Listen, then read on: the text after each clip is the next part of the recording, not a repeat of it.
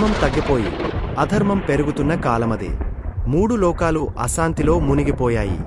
దేవతల శక్తులు కూడా తగ్గిపోయాయి. సృష్టి సమతుల్యతను కోల్పోయింది. రాక్షసుడైన మహిషాసురుని సోదరి మహిషి అపార శక్తిని పొందాలని భయంకరమైన తపస్సు చేయడం ప్రారంభించింది. అగ్నిలో కూర్చుని ఘోరమైన తపస్సు చేసింది. ఆమె తపస్సుకు మెచ్చిన బ్రహ్మదేవుడు ప్రత్యక్షమయ్యాడు. అప్పుడు ఆమె బ్రహ్మదేవుడిని వరం కోరుతుంది. స్త్రీ గర్భంలో పుట్టిన ఏ పురుషుడి చేతిలోనూ నాకు మరణం కలగకూడదు అని కోరుతుంది. ఆమె కోరినట్లే ఆ వరాన్ని బ్రహ్మదేవుడు ఇస్తాడు. కాని అదే వరం లోకానికి శాపంగా మారుతుంది.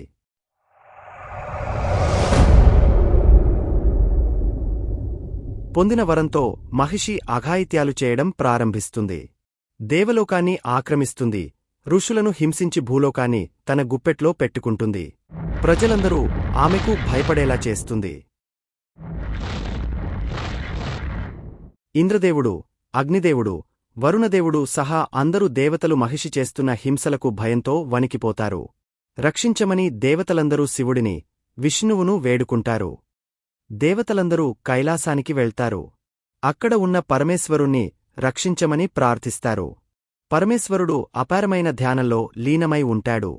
తర్వాత దేవతలందరూ వైకుంఠానికి వెళ్తారు. అక్కడికి చేరుకొని మహావిష్ణువును కాపాడమని ప్రార్థిస్తారు. శివుడు మరియు విష్ణువు కలసి జన్మనిచ్చిన ఒక దివ్యపుత్రుడి చేత మహిషికి మరణం కలుగుతుందని మహావిష్ణువు దేవతలందరికీ చెబుతాడు. శ్రీమహావిష్ణువు ప్రపంచం మొత్తం మంత్రముగ్ధులయ్యే విధంగా ఉన్న మోహిని అవతారాన్ని ధరిస్తాడు. ఆ అందాన్ని చూసి మూడు లోకాలు ఆశ్చర్యపోతాయి. మోహిని రూపాన్ని చూసి పరమశివుడు కూడా ఆకర్షితుడవుతాడు. ఆ విధంగా శివుడు మరియు మోహిని రూపంలో ఉన్న విష్ణువు సంయోగం ద్వారా ఒక దివ్యశక్తి ఉద్భవిస్తుంది.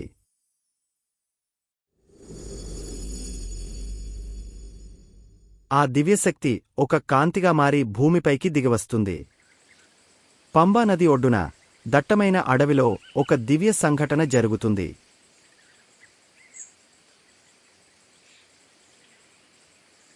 అక్కడ ఒక దివ్య శిశువు ప్రత్యక్షమవుతాడు. అతని మెడలో ఒక మణి ఉంటుంది. ఆ శిశువు గొప్ప తేజస్సుతో వెలుగొందుతాడు.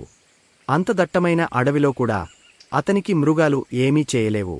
సర్పాలు అతనికి కాపలాగా నిలబడతాయి.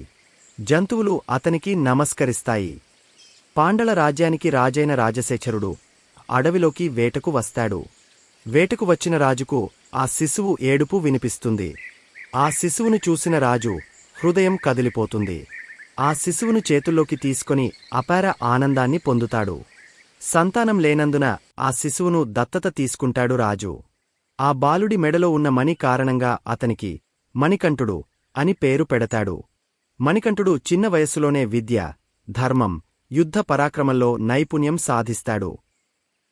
మణికంఠుడు పేదలను ఆదరిస్తాడు, బాధితులను రక్షిస్తాడు మరియు అందరికీ ప్రేమను పంచుతాడు. అయితే రాజ్యంలో మణికంఠుడు ఎవరు అనే అనుమానాలు పెరుగుతాయి. కొందరు అతనిపై అసూయపడతారు. అప్పుడు మణికంఠుడు తన అసలు రూపాన్ని అందరికీ చూపిస్తాడు.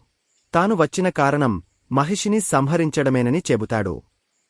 మహిషిని చంపేందుకు మణికంఠుడు యుద్ధానికి బయలుదేరుతాడు.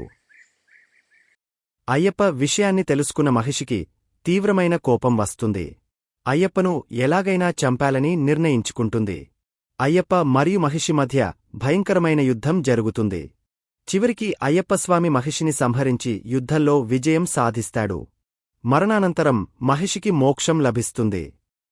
అధర్మంపై ధర్మం గెలవడంతో మూడు లోకాలు సంబరాలు చేసుకుంటాయి. తర్వాత అయ్యప్ప స్వామి శబరిమలలో నివసించాలని నిర్ణయించుకుంటాడు. హృదయంలో ఎలాంటి కల్మషం లేకుండా తనను దర్శించినవారికి తోడుగా ఉండి వారి కష్టాలను తీర్చుతానని అయ్యప్ప స్వామి వరమిస్తాడు. ఇప్పటికీ కోట్లాది మంది భక్తులు ఇరుముడి కట్టుకుని అయ్యప్ప స్వామి దర్శనానికి శబరిమలకు వస్తున్నారు. స్వామియే శరణమయ్యప్ప.